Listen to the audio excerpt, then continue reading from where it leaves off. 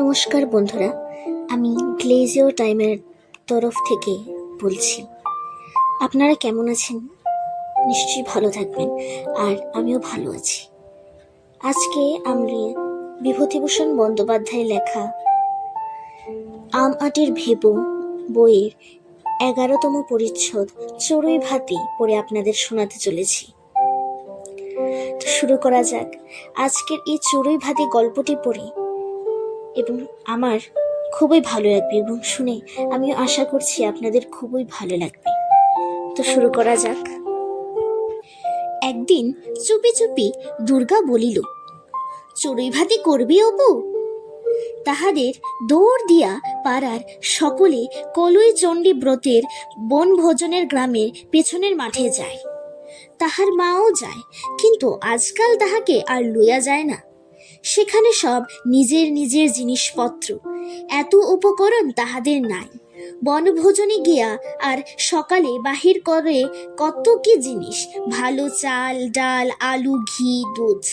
তাহার মা বাহির করে শুধু মোটা চাল, মটরের ডালবাটা আর দুই একটা বেগুন।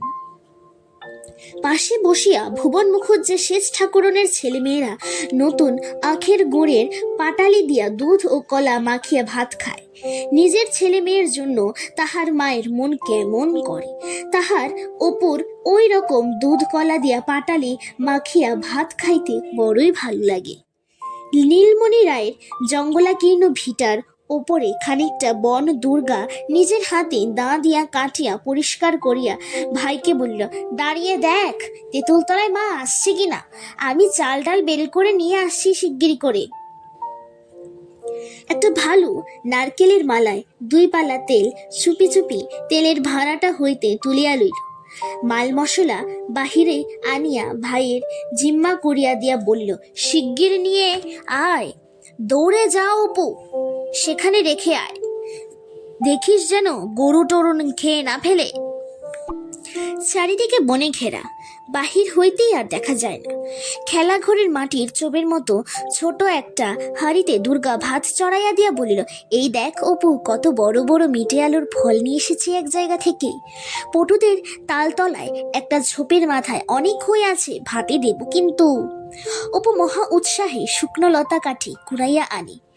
এই তাহাদের প্রথম বনভোজন। অপু এখনো বিশ্বাস হইতেছিল না যে এখানে সত্যিকারের ভাত তরকারি রান্না হইবে, না খেলাঘরের বনভোজন যা কতবার হইয়াছে। সেই রকম ধুলার ভাত, খপরার আলু ভাজা, কাঁঠাল পাতার লুচি, আহ! কিন্তু বড় সুন্দর বেলাটি, বড় সুন্দর স্থান বনভোজনের। প্রথমে বসন্তের দিনে ঝোপে ঝোপে নতুন কচি পাতা, ঘেট ফুলের ঝোড় বড় ভিটাটা আলো করিয়া ফুটিয়াছে। বাতাবি লেবু গাছটায় কয়দিনের কুয়াশায় ফুল অনেক ঝরিয়া গেলেও থোপা থোপা সাদা সাদা ফুল উপরের ডালে চোখে পড়ে। চড়ুই ভাতের মাঝামাঝি অপুদের বাড়ির উঠানে কাহার ডাক শোনা গেল। দুর্গা বলিল, বিনির গলা যেন, নিয়ে আয় তো ডেকে। একটু পরে অপুর পেছনে দুর্গার সমবয়সী একটি কালো মেয়ে আসিল।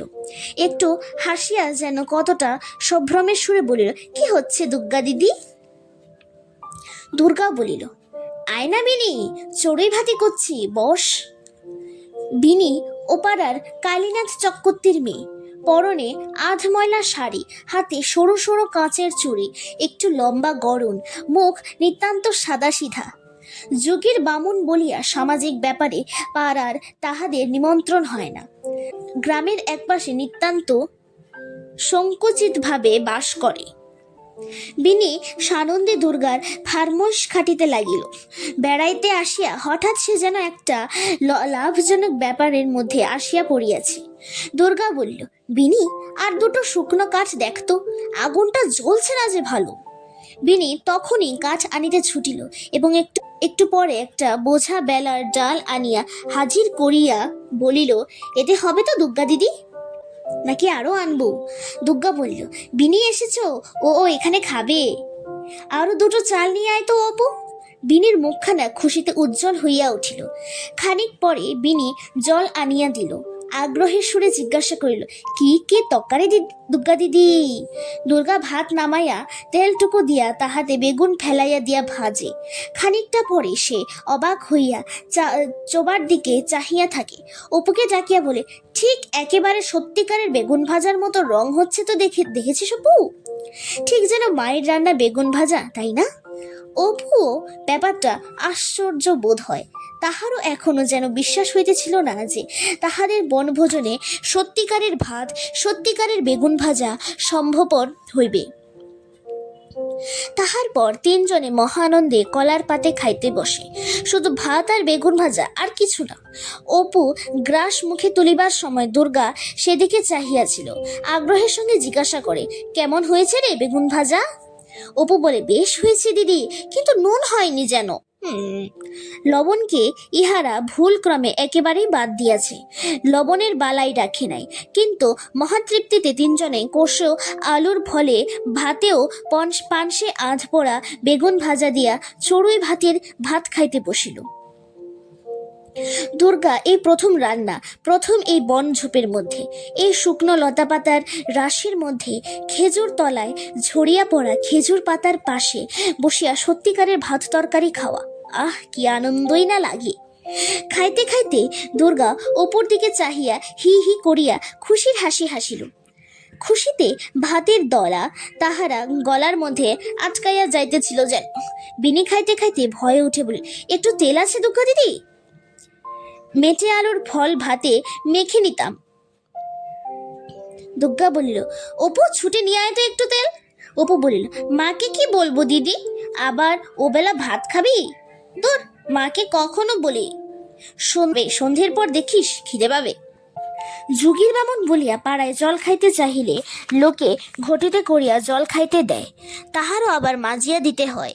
বিনি দু একবার ইতস্তত বোধ করিয়া অপুর গেলাসটা দেখাইয়া বলিল, আমার গালে একটু জল ঢেলে দাও না তো অপু, জল তেষ্টা পেয়েছে। অপু বলিল, নাও না বিনিদি, তুমি নিয়ে চুমুক দিয়ে খাও না। তবু যেন বিনির সাহস হয় না। দুর্গা বলিল, নে না বিনি, গেলাসটা নিয়ে খা না। খাওয়া দাওয়া হইয়া গেলে দুর্গা বলিল, হাঁড়িটা ফেলা হবে না কিন্তু, আবার আর একদিন বনভোজন করব, কেমন তো?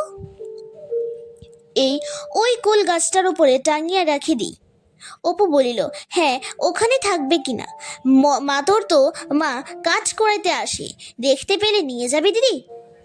একটা ভাঙা পাঁচিলের ঘুলঘুলির মধ্যে হাঁড়িটা দুর্গা রাখিয়া দিল। এবং এর সাথেই আমাদের আমাটির ভেপর 11 নম্বর পরিচ্ছদ চড়ুই ভাতি সমাপ্ত হলো। আশা করি আপনাদের খুব ভালোই লাগলো।